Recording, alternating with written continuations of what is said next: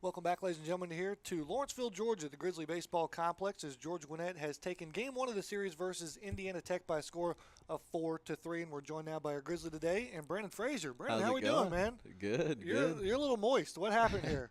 I got a little wet out there after that celebration. Let's dive into the highlights here as we'll figure out how Brandon got wet.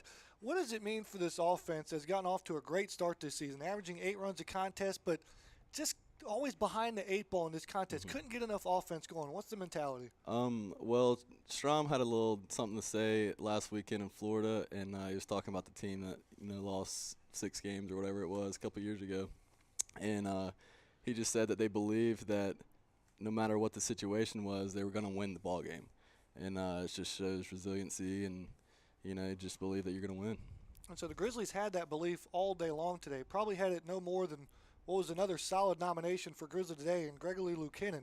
5 scoreless innings. What does that do for you guys there? What does that look like defensively when he's going out there pitching as well as he did? He was absolutely lights out. You just go out there and the 1, 2, 3 inning one after another, and it's that keeps you in ball games, especially when the offense is not doing too hot. So it gives us a chance.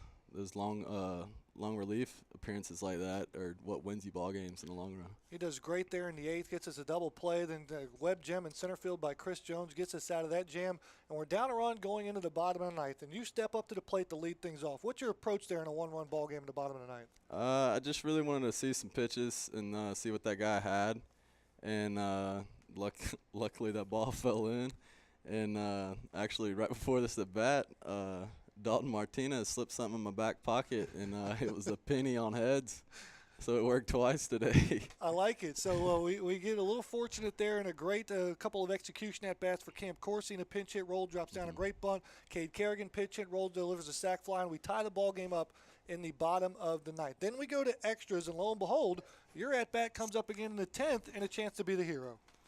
Yep.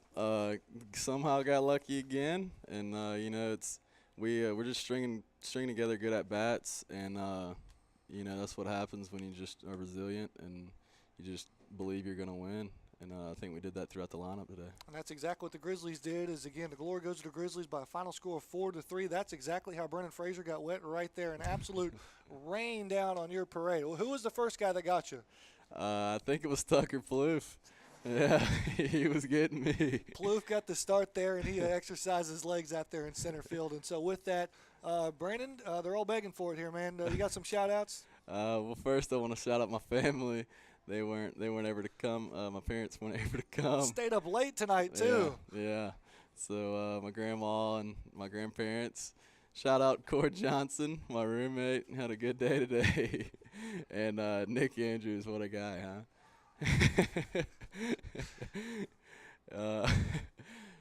Shout out Swain, I guess. Anybody else? Anybody else? Nah.